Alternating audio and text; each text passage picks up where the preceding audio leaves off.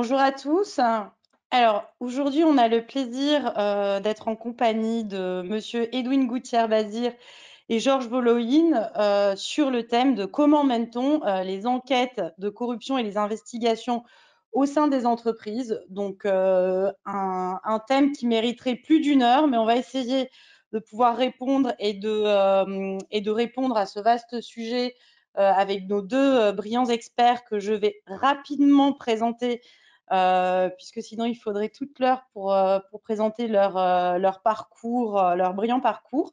Donc je vais commencer avec Monsieur Edwin Gauthier-Bazir, qui est consultant senior chez Grande Northern France. Il fait partie de l'équipe Compliance et Forensique. Il est bien évidemment certifié dans la norme 37001 et assiste à ce titre des clients, tant des clients du CAC 40 que des ETI, que des PME, dans des secteurs variés. Et il accompagne aussi, il travaille aussi dans les investigations. Nous avons aussi le plaisir d'avoir parmi nous Georges Voloïne. Alors, Georges Voloïne est le directeur Paris de la société Aperio Intelligence, qui est basée à Londres. Il accompagne les clients, alors beaucoup dans l'investigation, dans le money laundering, évidemment dans la prévention de la corruption, dans de nombreux pays, notamment en Europe continentale. Et puis, il a une petite expertise particulière au sein de l'Union soviétique. Et évidemment, il écrit beaucoup. Il a à ce titre rédigé énormément d'articles, notamment sur les sanctions économiques dans le domaine des affaires. Donc, je suis volontairement brève sur la présentation des deux intervenants aujourd'hui. Et je vais à ce titre commencer par deux questions que je poserai à Monsieur Gauthier-Bazir, deux questions très précises qui concernent Monsieur, si vous voudriez bien répondre à notre public. Première question, pourquoi et comment structurer une démarche d'évaluation des tiers? Et une deuxième question qui serait, pourquoi est-il nécessaire, à votre avis, d'être particulièrement vigilant lors de l'identification de cas de corruption potentiels à l'issue de contrôles et par voie de conséquence, évidemment, pourquoi est-il indispensable de distinguer l'audit de l'investigation? Voici les deux premières questions que je poserai à Monsieur Gauthier-Bazir. Ensuite, je poserai deux questions également à Monsieur Georges Voloïne. Et enfin, je prendrai le temps de pouvoir répondre aux questions du public. Voilà, donc je cède la parole à Monsieur Edwin Gauthier-Bazir afin qu'il réponde à ces deux questions. Merci Sandrine. Alors effectivement, j'ai souhaité vous parler de ces deux sujets-là, en tout cas, parce qu'il y a quand même deux éléments importants quand on pense à l'investigation et aux enquêtes de corruption. On pense effectivement, voilà, à ce qui se passe après, une fois qu'on a identifié les cas de corruption, et puis on y reviendra dans un deuxième temps avec Georges également. Mais en tout cas, je voulais aussi rappeler qu'il y a toute une phase amont qui peut être intéressante sur cette phase justement d'investigation. C'est la phase de connaissance, d'évaluation des tiers avec lesquels une entreprise, une organisation travaille. Alors peut-être, voire la quasi-totalité peut-être d'entre vous ont déjà entendu parler, parce qu'il s'agit effectivement d'une des règles, d'un des fameux piliers de la loi Sapin 2. Mais au-delà de cette obligation réglementaire, c'est intéressant de se poser la question, pourquoi est-ce qu'on fait ça en fait? Quel est l'intérêt et comment est-ce qu'on fait pour structurer une démarche d'évaluation de tiers au sein d'une organisation? Alors pourquoi on le fait?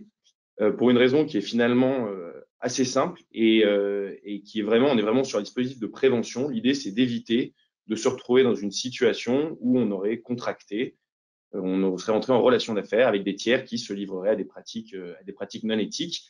L'idée, c'est d'essayer, dans la mesure du possible, de prévenir la situation en contrôlant nos interactions, en contrôlant un certain nombre de typologies de tiers, si vous voulez, qui sont effectivement peut-être plus à risque que d'autres. On pense assez naturellement, par exemple, aux intermédiaires commerciaux. Voilà, l'idée, c'est d'essayer de prévenir le risque avant la réalisation de l'acte de corruption. Et alors, une fois qu'on a dit ça, c'est bien beau, mais comment on fait? Parce que, effectivement, la plupart des organisations ont quand même des dizaines, voire pour certaines, des centaines de milliers de tiers avec lesquels ils interagissent, que ce soit des fournisseurs, pour les entreprises peut-être B2B, les clients, les intermédiaires, les apporteurs d'affaires, etc. Alors, s'il y a bien une chose qu'il faut garder en tête, c'est que déjà la loi et puis surtout la raison, si vous voulez, n'impose pas de réaliser des investigations, des enquêtes, des due diligence sur les tiers de manière un petit peu tous azimuts sur l'ensemble des tiers avec lesquels on interagit. Ça n'aurait pas de sens, ça serait beaucoup trop chronophage, ça solliciterait beaucoup trop de ressources.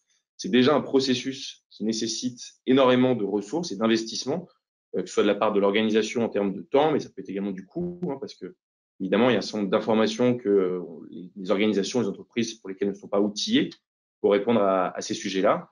Et donc, bah voilà, donc ça a un coût en termes de ressources, en termes de coûts financiers. Donc, il est important de bien garder en tête qu'il faut être proportionné, il faut être adapté, il faut être pragmatique par rapport à son organisation, à son activité, à ses enjeux. Si vous voulez, en fonction évidemment de votre organisation, vous n'avez pas les mêmes impératifs. Quand vous travaillez dans des secteurs peut-être plus exposés, dans des juridictions qui sont plus exposées, il est évident qu'il faut, c'est un dispositif qu'il faut mettre en place, sur lequel il faut travailler. Si maintenant vous êtes une entreprise peut-être de taille plus petite, ou en tout cas qui n'a des activités que dans des juridictions moins exposées, peut-être au niveau régional ou en France, pas forcément nécessaire, en tout cas c'est pas une priorité, il faudra le mettre en place, mais c'est pas nécessaire non plus d'y consacrer les mêmes moyens et les mêmes organisations. Ça, c'est quelque chose qu'il faut quand même bien garder en tête. Et c'est un petit peu, si vous voulez, le préalable à toute démarche d'évaluation de tiers. C'est de fixer une stratégie d'évaluation de tiers et c'est de se demander comment est-ce que je vais procéder auprès de quel tiers, qu'est-ce que je vais aller, sur lesquels je vais aller enquêter, comment je vais m'y prendre et comment je vais un petit peu connecter ces éléments-là au processus que j'ai déjà en place au sein de l'organisation. Si vous voulez, l'idée, c'est pas de rajouter une nouvelle surcouche d'évaluation, de rajouter du process. Alors, ça en rajoute nécessairement, mais dans la mesure du possible, rester quand même un petit peu en phase avec ce qui est déjà fait au sein de l'organisation, donc dans les contrôles qui peuvent être effectivement financiers pour les fournisseurs avec lesquels vous travaillez, etc. Donc, c'est aller un petit peu se greffer, dans la mesure du possible, au processus existant. Et donc, ça demande un travail amont d'identification des différentes typologies de tiers avec lesquels l'organisation interagit. Ça demande un travail d'identification des mécaniques d'entrée en relation qui sont différentes. Travailler avec un client, avec un apporteur d'affaires, avec un fournisseur. Cartographier un petit peu ces éléments pour établir une stratégie qui soit adaptée et pertinente par rapport à l'organisation. C'est une fois seulement. Je vous coupe pour bien pour que le public comprenne bien. L'obligation d'évaluation de due diligence des tiers reste quand même obligatoire. On est d'accord. Ce ne sont pas les mêmes moyens que vous allez mettre en œuvre selon le type d'organisation, mais évidemment, on est d'accord que cela reste une obligation conformément à la loi Sapin, en tout cas. Absolument. Non, vous avez tout à fait raison. C'est bien de le rappeler. J'ai peut-être pas été suffisamment clair là-dessus. Oui, tout à fait. Non, c'est évidemment impératif. C'est une obligation réglementaire. C'est ce qu'on disait en introduction. Mais les ressources et les moyens à consacrer varient évidemment en fonction des enjeux auxquels vous êtes confrontés de par votre organisation, votre activité, votre business, etc. Et donc, c'est une fois seulement que vous avez défini un petit peu cette stratégie et cette mise en œuvre, que vous pouvez commencer à rentrer dans des processus opérationnels de mise en œuvre pour traiter le flux, pour identifier les différents risques, classifier, hiérarchiser, prioriser les différents tiers avec lesquels vous allez interagir, décider si vous faites de la due diligence simple, si vous faites de la due diligence approfondie, si vous faites appel à des cabinets qui ont une expertise spécifique dans des zones géographiques particulières. Tout ça est à apprécier, en fait, au cas par cas, organisation par organisation. Et s'il y a bien un message qui est, je pense, important à retenir, en tout cas sur ce sujet-là pour l'instant, c'est de se dire que voilà, c'est un dispositif qui est par nature adapté à chaque organisation et aux enjeux et qui n'est pas du tout quelque chose de standard pour tout le monde qu'il faudrait mettre en place de manière mécanique parce que ça n'aurait pas de sens au regard du traitement du risque de corruption. Voilà un petit peu ce que je pouvais vous dire sur, en tout cas assez brièvement, sur ce premier sujet. Pourquoi est-ce qu'on le fait et puis rapidement comment on fait, effectivement, comment on s'adapte aux spécificités de son organisation. Du coup, ce que je vous propose peut-être, Sandrine, si ça vous va, c'est de passer à la deuxième question, sauf si vous avez quelque chose à ajouter. Non, non, je vais vous inviter à passer du coup à la deuxième question. On vous écoute. Et voilà, donc le deuxième sujet qui est intéressant, on a vu une phase amont, évidemment, et le sujet de l'investigation. Le sujet de l'investigation, et je pense que Georges en parlera également, il y a beaucoup d'éléments dont il faut tenir compte dans les relations avec les différentes autorités administratives, dans la manière de faire. Moi, ce sur quoi je voulais un petit peu insister et puis attirer votre attention, c'est sur cette distinction majeure et qui existe entre l'audit interne et l'investigation. Pourquoi est-ce que j'insiste dessus? Parce que bah voilà, l'investigation, peut-être que c'est quelque chose avec lequel un certain nombre d'entre vous ne sont pas nécessairement familiers. C'est très différent de l'audit interne. Certes, dans les deux cas, on se renseigne, on évalue, voilà, on audite le sujet, mais la démarche à mettre en œuvre, la logique derrière cette démarche n'est pas du tout la même. L'objectif recherché n'est pas exactement le même. L'angle d'approche n'est pas exactement le même. Alors, premier point, en tout cas, si on devait résumer avec une distinction majeure de laquelle découle en fait finalement un certain nombre d'autres éléments, c'est qu'en audit, on va enquêter sur les processus. On va s'intéresser à la manière dont l'organisation fonctionne. Est-ce que les processus sont correctement mis en œuvre? Est-ce qu'ils permettent de couvrir les risques auxquels on est exposé? Est-ce que les règles sont respectées? Quand on fait de l'investigation, et particulièrement, alors c'est vrai pour les sujets de corruption, c'est vrai également pour plein d'autres sujets, mais quand on fait de l'investigation, on s'intéresse à l'humain, on s'intéresse à la personne. On enquête sur des individus qui ont une vie, qui vivent dans un environnement avec un contexte, qui peuvent avoir des motivations particulières à commettre telle ou telle infraction. Et c'est très important de garder ça en tête parce qu'en fait, il y a un biais très important qui arrive, c'est qu'on fait beaucoup de psychologie finalement. Il faut être particulièrement vigilant à la manière dont on interagit avec les personnes, dont on leur pose des questions. Voilà, il faut avoir conscience que bah, l'enquête qu'on va mener peut avoir des conséquences graves à titre personnel pour les individus.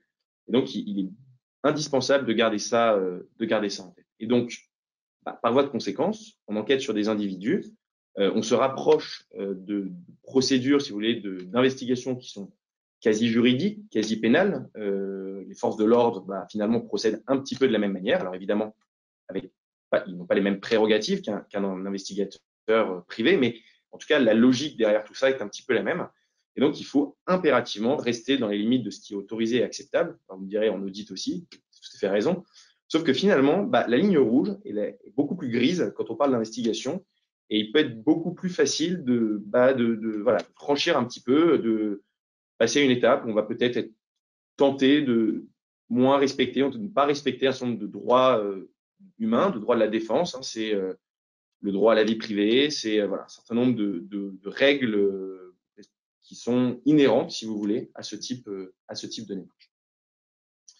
Ça, c'est vraiment sur l'aspect psychologique et puis et de la personne. Si vous voulez.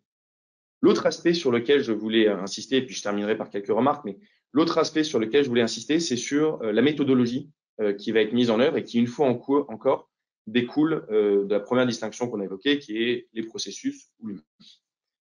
Quand on fait un audit interne, on part du plus général et on redescend. On va se demander, OK, quel est mon processus, je sais pas moi, de gestion des stocks, puis on va s'intéresser progressivement et redescendre les différents aspects, s'assurer que les contrôles sont respectés, que le processus est respecté, que les gens font ce qu'ils doivent faire, etc.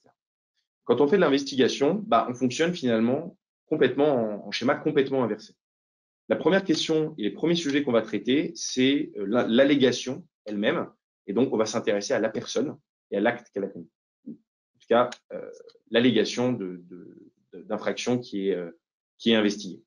Et donc, à partir de là, ensuite seulement, une fois qu'on aura rencontré la personne, on va progressivement élargir le cercle d'investigation pour rencontrer éventuellement d'autres parties prenantes, pour remonter un petit peu la chaîne, et puis pour creuser au fur et à mesure toutes les pistes qu'on va pouvoir identifier. Et on fait ce travail-là jusqu'à ce que finalement, on n'ait plus de pistes, qu'on soit arrivé au bout de tous les éléments, de toutes les investigations qu'on pouvait mener. Et c'est à ce moment-là que c'est fini. Et donc, encore une fois, autant sur un audit, on peut cadrer en amont le champ de travail, on fait un programme d'audit, on dit OK, je vais vérifier ça, je vais vérifier ci, ça va me prendre tant de temps, voilà. Quand on fait de l'investigation, on fonctionne plus du tout dans la même logique. On part et puis ensuite, on voit bien de quelle manière on rayonne. Ça peut être très court, très long, ça va dépendre des éléments qui sont. Voilà un petit peu pour les deux grandes distinctions que je voulais aborder. Si je termine par deux remarques qui sont essentielles en tout cas sur ce sujet-là. La première, c'est de se souvenir que dans le cadre de l'investigation, il existe un risque pénal important, que ce soit pour l'enquêteur qui met en jeu sa responsabilité. S'il franchit la ligne rouge, c'est sa responsabilité personnelle qui sera engagée. Et pour l'entreprise, qui a une responsabilité à l'égard de ses parties prenantes, de ses collaborateurs, de mener un certain nombre d'investigations, typiquement dans les cas de harcèlement. Il faut bien voir, alors c'est pas tout à fait corruption, mais la logique se rejoint un petit peu, mais en tout cas, l'entreprise a une obligation d'investigation sur ces sujets-là. Donc il y a un vrai risque pénal. Et puis découle du vrai risque pénal un vrai préjudice. Voilà un petit peu ce que je pouvais vous dire. Sandrine, je ne sais pas si vous vouliez ajouter quelque chose. Alors, j'ai une petite question. Lorsque vous parlez d'investigation, est-ce que vous pouvez, parce qu'effectivement, vous avez insisté sur le côté psychologique et humain de la manière dont on mène des investigations. Pour que le public comprenne bien, on parle donc d'investigation dans le cadre en fait de faits, de soupçons de corruption. Absolument. Et donc concrètement, vous faites appel, en tout cas dans l'entreprise dans laquelle vous travaillez actuellement, comment concrètement sont menées vos investigations? Est-ce que vous faites appel à des personnes extérieures?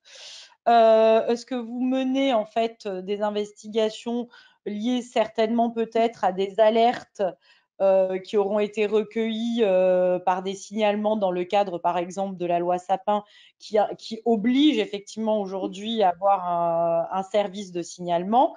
Mmh. Voilà, comment concrètement en fait vous menez cette investigation pour que le public comprenne bien que c'est quand même fait de, voilà, soit de manière totalement indépendante ou quand même dans les cases. Alors, je vais répondre aux deux questions, hein. La première question qui est sur la provenance des sujets d'investigation. Il y a deux types de provenance, hein, globalement. Il y a effectivement, comme vous l'évoquiez, le sujet des alertes internes qui peuvent déclencher des investigations qui peuvent être menées alors soit par les équipes directement en interne, soit pour des sujets qui sont peut-être plus complexes et qui requièrent plus d'indépendance, qui requièrent un regard extérieur. À ce moment-là, on peut faire appel à des prestations, à des cabinets externes. Il faut bien voir que la prestation, le cabinet externe apporte deux choses, hein. Apporte une indépendance réelle dans le cadre de l'investigation, ce qui est un élément essentiel de la procédure par rapport à l'employeur, etc. Ça, c'est le premier point. Et deux, apporte aussi une expertise, une compétence fine sur des sujets qui peuvent être très rapidement, très chronophages, très complexes. Et c'est vraiment les deux éléments essentiels.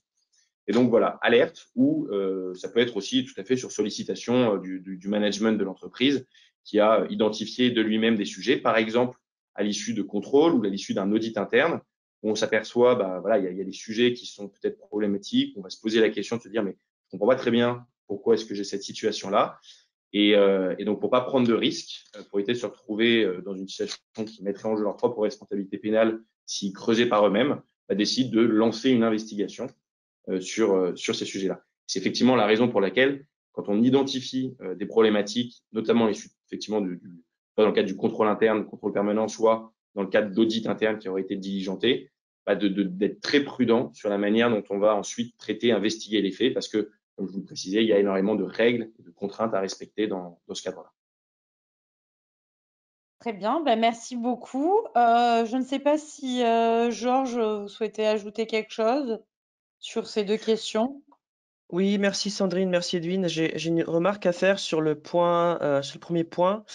Je pense qu'effectivement, il faut que tout le monde ait bien en tête l'idée que sur une population de quelques milliers, voire dizaines de milliers de tiers au sein d'une société, il y a juste une minorité à risque élevé qui mérite le plus d'attention possible.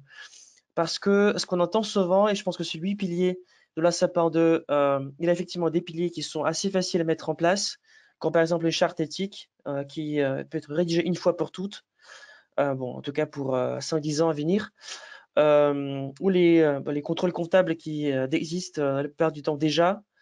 Alors, je pense que les tiers, la gestion des tiers, c'est quelque chose d'assez compliqué, même pour un grand groupe, parce que c'est un processus vivant, évolutif, et qui demande beaucoup de travail tous les jours, hein, parce que vous avez des tiers qui se renouvellent, des contrats qui se renouvellent aussi, des nouveaux tiers qui vous rejoignent, avec qui vous avez affaire. Et je pense que dans la tête de beaucoup de gens, c'est quelque chose qui a le plus de coûts aussi pour l'entreprise. C'est pour ça que la conformité qui s'en occupe, à juste titre, est souvent perçue comme ce qu'on appelle en anglais cost center. Donc voilà, un département qui vous coûte, qui ne vous apporte rien. Alors, je pense qu'effectivement, ce qu'Edwin a souligné, c'est que vous avez sur une population de beaucoup de tiers, vous avez juste une petite minorité pour laquelle vous pouvez avoir besoin d'assistance externe ou de plusieurs analyses approfondies, de révision, de ce qu'on appelle escalation. Donc voilà, vous devez donc faire ratifier le choix par quelqu'un parmi les supérieurs, alors que pour les tiers, disons pour une entreprise française qui a des tiers en France, je pense que dans beaucoup de cas, ce serait assez facile à faire de manière manuelle ou juste avec un outil technologique interne ou externe assez simple et que ce n'est que pour un très petit nombre de tiers, effectivement, que vous avez déployé des ressources plus importantes. Mais je pense que, bon, on le dit souvent, il faut voir cela comme une opportunité, pas comme un coût. C'est plus facile à dire qu'à faire. Mais ça va être une part de vérité assez significative parce que une bonne gestion des tiers vous évite des problèmes dans le futur. Parce que comme on va discuter dans quelques instants de l'investigation, qui fait suite à une alerte interne ou à une demande express du régulateur, par exemple, c'est toujours un travail de gestion de crise, gestion d'un problème déjà avéré, déjà identifié. Alors que la gestion des tiers, c'est un travail de prévention. Et dans la prévention, le risque, bon, les risques, il est hypothétique. Et donc, pour qu'il reste hypothétique, il faut que le travail soit bien fait. Et pour cela, il faut bien effectivement s'y atteler et bien allouer ses ressources. Mais je pense que parfois, ça fait peur le nombre de tiers qu'on doit gérer, tous les processus qu'on doit mettre en place. Mais je pense qu'il faut s'y prendre par le bon bout, en y voyant un Et, moyen de gérer vos risques dans le futur et d'éviter des problèmes qui peuvent vous coûter très cher si vous ne faites pas ce qui peut en fait s'avérer être assez simple et assez basique. et d'ailleurs, juste pour rebondir effectivement sur ces volumes, on a quand même tendance à dire que sur une population de tiers, on a 70%, voire 80% des tiers pour lesquels ce sera juste quelque chose de mécanique avec des outils, ce que vous disiez, Georges. Il y en a peut-être ensuite dessus, peut-être 15% qui nécessiteront d'avoir un petit peu plus d'investigation de manière relativement aisée. Et il y en a juste 5%, voire moins, qui nécessiteront d'avoir des due diligence approfondies qui, là, demandent énormément de temps. Mais ça implique d'avoir une bonne stratégie et une bonne priorisation, un processus d'escalade qui soit correctement établi en amont par rapport aux spécificités de l'organisation. Tout à fait. Et je pense que pour les entreprises qui ont un niveau de tiers à risque plus élevé que la moyenne, bon, on peut parler par exemple de sociétés exportatrices qui privilégient des zones à risque traditionnelles ou dans le milieu bancaire, des banques privées. Il ne faut pas oublier que ces entreprises-là ont aussi des taux de rentabilité différents de la moyenne, ce qui leur donne effectivement des moyens financiers humains pour bien gérer le risque éventuel. Donc, je pense qu'à chaque niveau de risque correspond à un niveau de moyen. Et dès que vous sortez de la moyenne, vous aurez certainement des moyens financiers pour vous permettre un bon programme de conformité qui gérera plus de tiers qu'un votre voisin qui n'exporte pas, qui ne gère pas je sais pas, d'oligarques ou d'hommes d'affaires, hein, des PPE potentiels. Donc voilà, je pense que tout est proportionnel au final. Merci beaucoup à vous deux. Donc, on aura compris, en tout cas pour cette première partie, que la sensibilisation, parce qu'on en revient toujours au même point, il est important de sensibiliser en amont et prévenir effectivement les dangers de la corruption pour pouvoir faire comprendre pourquoi effectivement mettre des moyens au service des due deals est important pour éviter justement de se retrouver dans l'infraction lorsque c'est trop tard. Donc, de toute façon, on n'insistera jamais assez sur la sensibilisation. Je passe maintenant aux deux autres questions puisque le temps passe et afin qu'on puisse débattre avec le public, je souhaiterais maintenant poser deux questions à Georges. Alors, première question, comment mener une enquête interne, à savoir les différentes étapes et la bonne gouvernance à avoir, bien évidemment, et surtout lorsqu'il s'agit d'une enquête mandatée par un régulateur. Et deuxième question, comment faire de même quand on est face à plusieurs juridictions, ce qui est toujours un petit peu problématique, en tenant compte bien évidemment de l'aspect international et surtout lorsque l'on sait que malheureusement certains États n'ont pas les mêmes lois applicables ni les mêmes sanctions. Donc, comment faire, comment mettre en place de manière concrète toutes ces investigations? Georges, je vous cède la parole. Et puis évidemment, vous pourrez rebondir à l'issue, Edwin, si vous avez aussi des remarques à apporter. Voilà, je chronomètre juste le temps, il est 15h26. À 45, en gros, dans 20 minutes, j'arrêterai pour qu'on puisse avoir le temps si des questions devaient être posées. Merci Sandrine.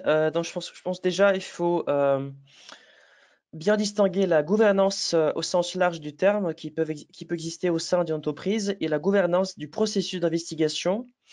Déjà, par la gouvernance plus large, j'entends effectivement l'existence d'un programme de conformité, d'une bonne gestion des affaires qui fait que lorsqu'il y a une alerte interne qui est générée, déjà qu'elle est bien traitée, qu'il y ait déjà un mécanisme de lancement d'alerte, quelque chose qui est mandaté maintenant par la loi, mais qui est encore quelque chose qui peut être déficient dans beaucoup de cas. Et puis, déjà, même s'il y a un canal officiel pour passer ces alertes, il faut qu'il soit traité. Et il a toute bien évidemment, une méthodologie sur comment le faire pour qu'il soit reçu de manière absolument anonyme. Parce que nous avons effectivement connaissance des cas où des alertes n'ont pas été anonymes et il y a eu des répercussions sur les lanceurs, notamment dans quelques banques occidentales. Donc voilà, tout cela, on ne va pas en discuter, mais la bonne gouvernance au sens large, c'est cela, c'est effectivement avoir un cadre interne à l'entreprise qui permet de structurer une enquête lorsqu'elle devient nécessaire, à partir, commençant par le mécanisme de lancement d'alerte qui soit efficace, efficient et absolument donc impartial, donc qui protège le lanceur d'alerte au maximum possible. Et puis la gouvernance de l'investigation, c'est quelque chose qui est propre à chaque investigation. C'est effectivement la combinaison d'actions que vous allez prendre en tant qu'investigateur et en tant que, en tant que personne qui porte la responsabilité ultime. Donc on parle effectivement du conseil d'administration, on parle du management senior. C'est comment structurer une enquête pour qu'elle soit conforme à la loi et pour qu'elle en fait réponde à votre besoin concret et qu'il vous amène un résultat que vous souhaitez atteindre. Donc je pense que on doit je dois déjà mentionner la théorie qui sous-tend l'investigation interne dans la plupart des cas. Donc c'est en anglais on l'appelle case theory, donc on peut l'appeler la théorie de la thèse.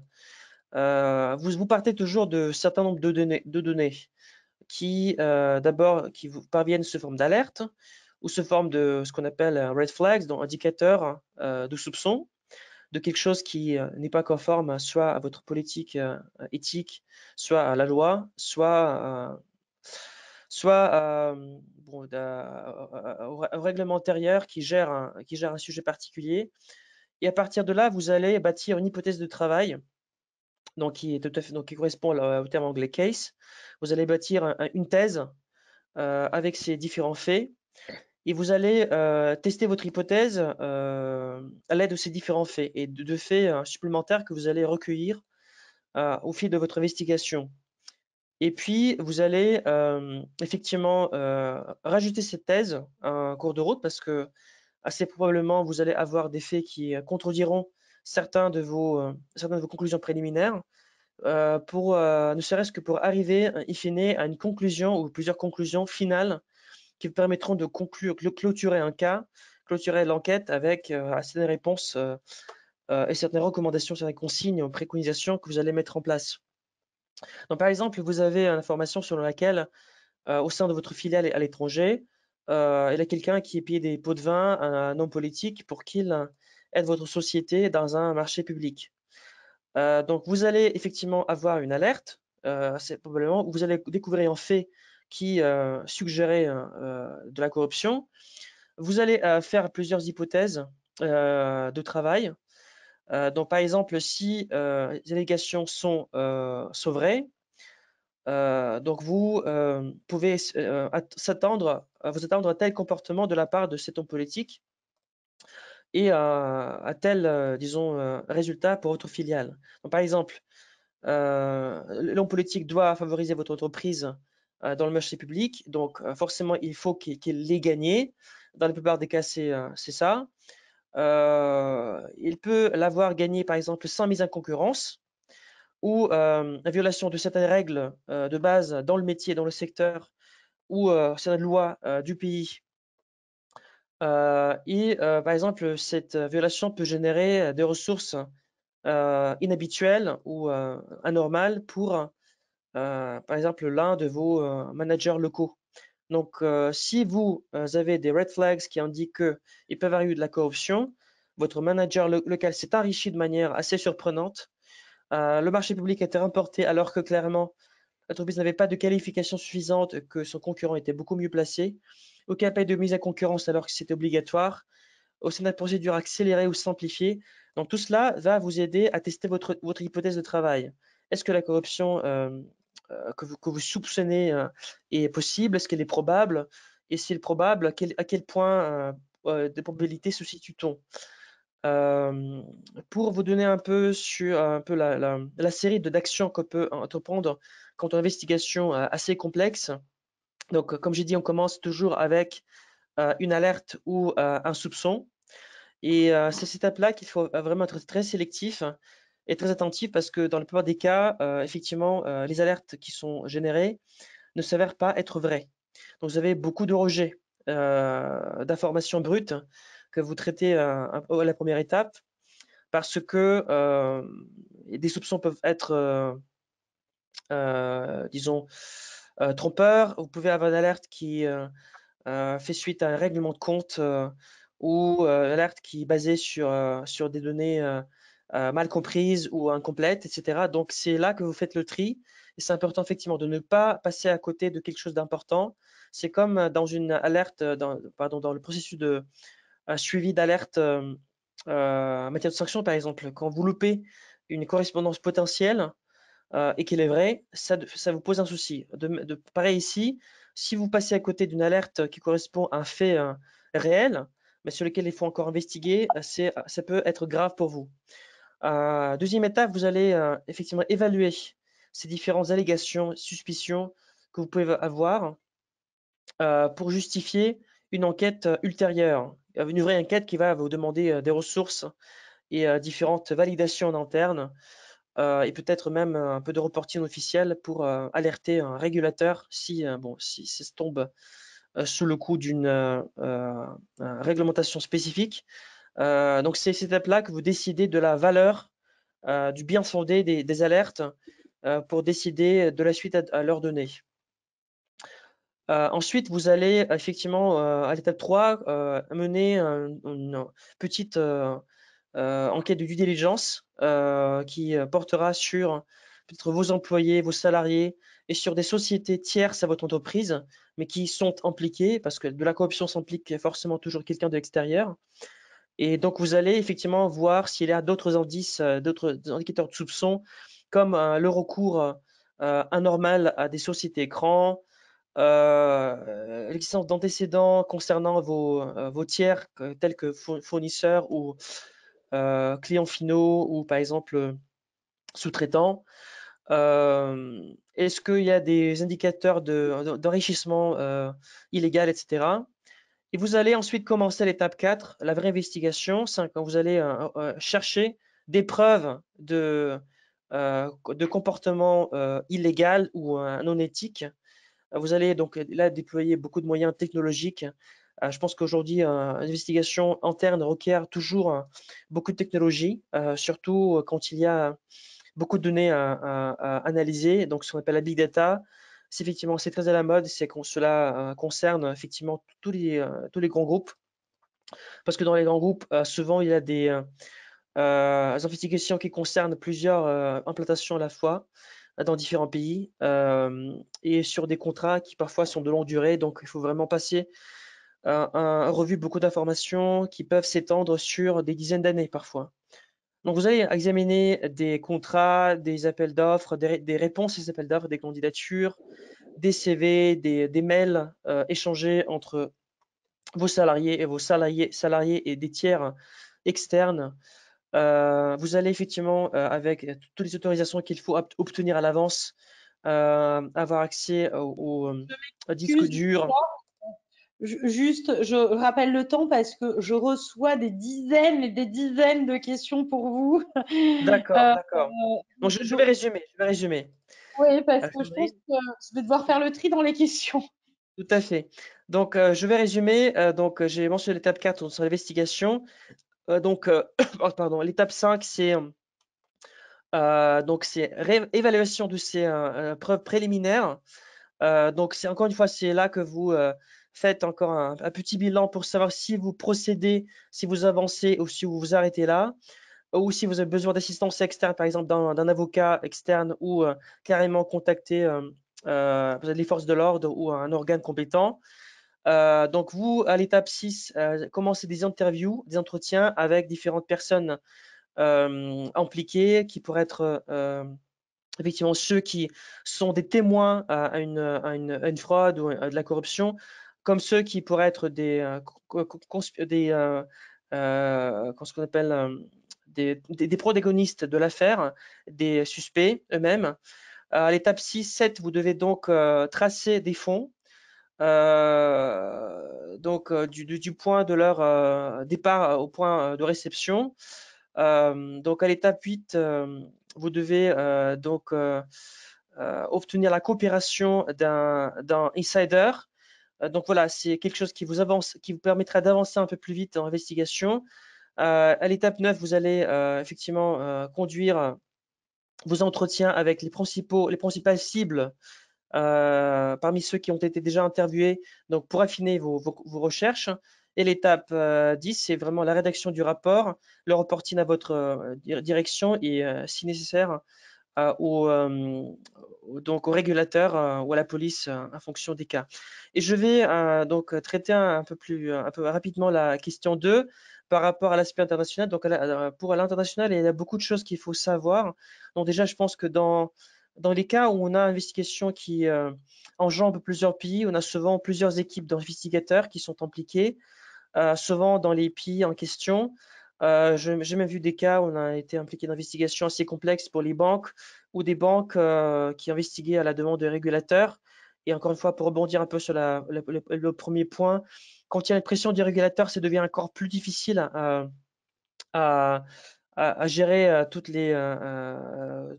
gérer le temps parce que le régulateur souvent demande des conclusions assez vite et puis il y a effectivement des pénalités qui se profilent à l'horizon qu'il faut absolument éviter en montrant que on a fait tout le nécessaire et on a vraiment fait tout le ménage qu'il fallait. Il y a plusieurs équipes qui travaillent et souvent des avocats, des cabinets d'avocats qui peuvent ne pas se connaître, ne pas avoir de communication entre eux, mais qui s'occupent des bouts séparés de l'enquête. Par exemple, ceux qui enquêtent aux États-Unis, ceux qui enquêtent dans l'Union européenne, ou ceux qui enquêtent en Chine, ou ceux qui enquêtent en Russie ou ailleurs. Donc, il faut absolument savoir si vous pouvez rencontrer des cas de conflit de loi, conflit juridique. Parce que cela peut effectivement avoir des conséquences très importantes pour vous si vous enfreignez des lois sans forcément le savoir. Rien que, par exemple, le transfert de données, c'est quelque chose qui est devenu assez d'actualité, par exemple, pour la Chine, où c'était toujours un sujet brûlant. Mais depuis 2021, la nouvelle loi sur la protection des données, et donc cette protection des données qui a pour objectif officiel de protéger les données personnelles, en fait, elle empêche encore plus qu'avant le transfert de données à travers les frontières. Et donc, c'est ça qui nécessite vraiment la mise en place d'une équipe d'investigation qualifiée et bien équipée de ressources financières, techniques, humaines et autres, localement pour faire tout le travail. Et effectivement, il faut trouver un moyen de faire du reporting sans violer les lois chinoises, par exemple. Donc, effectivement, il faut établir des niveaux d'autorité, des niveaux de hiérarchie, allouer des moyens opérationnels. Comme j'ai dit, éviter ces conflits juridiques, ces conflits de loi entre les différents pays. Et les différentes chaînes de reporting, effectivement, il faut les avoir en place. Il faut aussi savoir gérer les demandes parfois contradictoires de différents régulateurs qui peuvent avoir des motivations ou des impératifs parfois très variables. Donc, un régulateur américain qui peut s'attendre à une chose et qui peut demander de l'information sur tel sujet, et puis un régulateur étranger qui peut en fait ne pas consentir à ce que l'information que vous devez obtenir dans son pays puisse être obtenue. Donc, il peut par exemple bloquer ce transfert d'informations, ce transfert de données à travers les frontières, parce que selon ces lois, déjà, cela peut être, par exemple, illégal, ou cela peut, à son avis, empêcher une enquête qui mène de son côté en parallèle. Donc, tout cela, il faut le gérer. Et encore une fois, pour cela, il faut des équipes juridiques bien informées, différentes spécificités, des nuances juridiques pour ne pas outrepasser ce qui est autorisé dans chaque pays. Et effectivement, un autre sujet important, il faut garder à l'esprit qu'il y a le secret professionnel, ce qu'on appelle legal privilege, et dans différents pays, cette notion a différentes définitions. Il a aussi le secret professionnel en entreprise, parce que ce qui est encore un sujet à part, à quel point votre juriste interne à votre entreprise, a le droit de garder sous secret les informations qu'il reçoit, qu'il échange ou qu'il obtient dans le cadre de sa investigation qu'il mène pour votre compte. La question ne se pose pas forcément pour les avocats externes, quoique effectivement dans différents pays la règle est différente, mais effectivement il y a tout un débat sur le statut de votre juriste interne, ce qui peut se faire et aussi ce qu'il peut compter sur l'anonymité, la confidentialité des échanges qu'il mène à l'intérieur. Mais merci Georges. Je suis désolée, on va passer aux questions parce que j'ai énormément de questions et qu'il nous reste un quart d'heure pour les traiter. Edwin, si vous voulez rapidement faire quelques remarques, mais c'est vrai qu'il y a des questions très Oui, intéressantes et que ouais. Non, mais c'est juste 2 secondes. J'avais juste une remarque. Effectivement, Georges a détaillé l'ensemble des étapes d'une investigation, et notamment en passant rapidement, faute de temps, sur le sujet technologique et data. C'est vrai que c'est un point crucial dans les investigations aujourd'hui, parce qu'il y a quand même, c'est une très grande source de données et d'informations.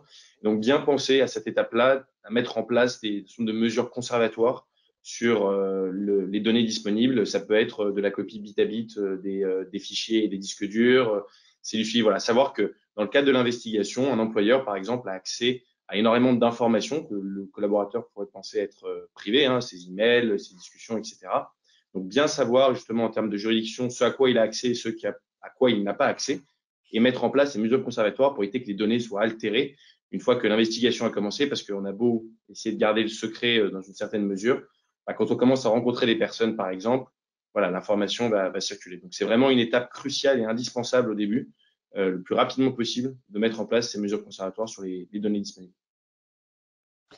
très bien. Merci beaucoup pour cette dernière remarque concernant ces deux questions. Merci à vous deux pour la précision et tout ce que vous avez pu nous apprendre sur ce sujet. Je passe aux questions. Alors, j'ai une première question. Alors, à laquelle vous avez plus ou moins répondu. Alors, la première question, c'est quelles seraient les limites d'accès aux données, le niveau de profondeur des questions à poser pour une investigation au sein d'une entreprise privée? Disons qu'on est sur site et non une due diligence en ligne utilisant les sources ouvertes. Donc, pour résumer, je pense qu'on parle de ce qui est borderline ou pas, hein. Voilà, alors on reste toujours dans la légalité, il faut le savoir. Je vous laisse répondre. Qui veut répondre à cette question? Georges, peut-être, moi, je n'ai une expérience, pour être tout à fait honnête, principalement sur la législation française. Donc, je peux vous dire ce qui, à première vue, est autorisé de faire en droit français, mais pas forcément de Ouais, manière internationale. En je ne droit pense pas que ce français, soit international, hein, parce que là, la question, là, de toute façon, le sujet s'adresse, on est en tout cas, un public français. Donc, moi, je pars du principe que nous sommes dans la loi française. Donc, du coup, vous pouvez y répondre sous la houlette de notre réglementation. voilà, alors, bon, en droit français, globalement, le matériel, les données échangées, alors dans le cadre professionnel, hein, j'entends, reste la propriété de l'employeur et non pas du collaborateur, à quelques exceptions près, et à condition qu'elles soient très clairement indiquées par le collaborateur. C'est le fameux sujet du dossier personnel et indiqué comme tel et verrouillé. Voilà, ça fait partie des données à première vue auxquelles l'employeur n'a pas le droit d'accès. Pour le reste, il a à première vue accès et un droit, il garde la propriété sur l'ensemble du matériel qui est mis à disposition du collaborateur. Et ça inclut l'ordinateur, le téléphone professionnel, les documents dans les locaux, les serveurs dans les locaux, etc. Tous ces éléments-là, voilà, l'employeur garde un accès absolu. Ça peut aller d'ailleurs, et ça s'est déjà vu, hein, jusqu'à remonter les fils de discussion de messagerie instantanée qui sont archivés sur les serveurs. C'est tout à fait autorisé. D'accord. Georges, Ouais, je suis d'accord avec Edwin. Je pense que, en règle générale, tout ce qui touche à la vie privée, c'est quelque chose qu'on ne peut pas toucher. Bon, après, la difficulté, c'est parfois difficile de faire distinction entre la vie privée et la vie professionnelle. D'autant plus que les deux se mélangent assez souvent. Je pense que dans les pays, par exemple, un pays anglo-saxon avec le droit commun, je pense que ce qu'on peut pas faire quand qu'on veut faire ce qu'on appelle build a case, donc bâtir, je veux dire, un cas, bâtir une hypothèse, souvent contre quelqu'un, c'est d'essayer d'obtenir de l'information de manière illégale. C'est-à-dire, par exemple, ce qui peut arriver, c'est que certains employeurs veulent carrément espionner sur leurs salariés ou ce qu'on appelle par le terme fouiller dans les poubelles. Je veux dire aussi quand ça touche à la vie privée. Donc il y a là des choses qu'on ne peut pas se permettre, comme par exemple dans notre métier d'investigation, quand on aide des clients à prouver des allégations de corruption ou de fraude interne, on ne peut pas non plus se permettre de faire du hacking, par exemple, de pirater des comptes personnels ou pas forcément. Donc de faire ce qui est illégal pour effectivement avoir la bonne réponse. Même si la réponse est bonne, même si on trouve ce qu'il faut trouver, si le moyen qui est utilisé pour y arriver est illégal, dans ces cas-là, en tout cas, la jurisprudence est telle que le juge ne va pas accepter ces preuves. Et d'ailleurs, c'est également vrai en France, hein. Je pense qu'un certain nombre d'entre vous ont entendu parler de l'affaire Ikea, voilà, où effectivement les ressources humaines, dans le cadre des investigations, je ne sais plus si c'était la sécurité, enfin bref, dans le cadre d'investigations qui souhaitaient mener, des due diligence qui souhaitaient mener sur certains de leurs collaborateurs clés. Alors bon, le sujet syndicat, je ne reviendrai pas, mais en tout cas, s'était livré à ce genre de pratiques non légales, justement, de fouiller dans les poubelles, de hacking et de dépasser la ligne rouge. merci à vous deux. Petite précision, évidemment, on a le droit d'avoir recours à des détectives, enfin à des boîtes extérieures puisque c'est prévu dans la loi Sapin maintenant, pour avoir accès à certaines données, mais toujours dans la légalité et jamais franchir des frontières. Mais voilà, sachez que effectivement le recours à des sociétés privées d'investigation sont également possibles aujourd'hui. Alors, je vais passer à une autre question tout aussi intéressante. Il y en a plusieurs. Alors, vous y avez plus ou moins répondu aussi à celle-là. L'investigation démarre-t-elle suite à une dénonciation ou peut-être programmée comme l'audit? Je vous laisse le soin d'y répondre, même si vous y avez déjà plus ou moins répondu, mais peut-être de manière plus claire pour répondre à cette question précise. Edwin, je Moi, pense que je commence du coup. Oui. En fait, effectivement, c'est ce qu'on avait commencé à évoquer tout à l'heure. Ça va dépendre en fait de l'élément déclencheur de l'investigation. Si l'élément déclencheur, c'est une alerte qui est remontée, non, vous pouvez pas le prévoir. Ou alors, c'est qu'il y a un problème dans votre connaissance de l'organisation. Vous saviez déjà et vous auriez déjà dû agir. Mais si c'est une alerte qui fait remonter l'information, c'est l'élément déclencheur et ensuite on suit une procédure comme l'a détaillé Georges. Maintenant, est-ce que ça peut être prévu? J'ai tendance à vous dire oui et plutôt non d'ailleurs. Ça peut s'organiser, c'est-à-dire que ça peut ne pas remonter par une alerte, hein, c'est ce qu'on disait, c'est l'identification dans le cadre d'un dispositif de contrôle, d'un audit qui aurait fait remonter des éléments suspicieux sur lesquels vous souhaitez investiguer. C'est difficilement programmable dans la mesure où vous n'avez pas non plus la liberté d'attendre 1 an et demi si ça vous arrange pas sur le moment de mener cette investigation-là. C'est-à-dire que une entreprise a une responsabilité, une fois qu'elle a à première vue identifié des faits qui pouvaient être délictuels, a cette responsabilité d'investiguer ces faits-là. Elle ne peut pas se laisser 6 mois ou 1 an pour répondre à la problématique. Je suis d'accord avec Edwin, je pense qu'effectivement une enquête ad hoc, c'est quelque chose qui répond à un besoin identifié de manière spontanée. Un audit, c'est quelque chose de programmé et programmable, mais puis rien n'empêche que de lancer un audit non prévu suite à une investigation interne, parce que si vous constatez qu'il y a des failles assez sérieuses qui n'ont pas été identifiées avant, pourquoi ne pas vous faire auditer ou vous auditer vous-même après une investigation clôturée, interne clôturée qui faisait suite à une alerte, par exemple. Très bien, merci à vous deux. Petite précision aussi, lorsque vous faites certifier, que vous souhaitez vous faire certifier par la norme ISO 37001, sachez que l'audit est une étape nécessaire. Donc de toute façon, là aussi, l'audit permet parfois de faire remonter certaines pratiques frauduleuses. Voilà. Troisième question. Alors, lorsqu'une institution est certifiée, est-ce le rôle du compliance officer de faire les investigations ou le rôle de l'audit interne ou externe? Est-ce qu'il y a des obligations légales du compliance officer? Est-ce que le compliance officer a le poids pour remonter les informations? Vaste réponse. Je vous laisse tous les deux la possibilité. Brièvement et sans forcément, voilà, vous adressez une question qui est essentielle aujourd'hui dans le cadre des dispositifs qui sont mis en œuvre pour lutter contre la corruption. Hein, j'entends tous les dispositifs, soit prévention, ou traitement, investigation, etc. Qui est la question de la gouvernance, qui est de savoir de la gouvernance et de l'organisation et de la seniorité, par exemple, du profil du compliance officer, de l'accès direct qu'il peut avoir aux organes de contrôle et de direction. L'accès, en principe, la loi indique que, en tout cas Sapin 2, indique que la responsabilité du programme de compliance reste celle de l'organe dirigeant. Il peut en déléguer la responsabilité à un compliance officer, mais ça reste sa responsabilité.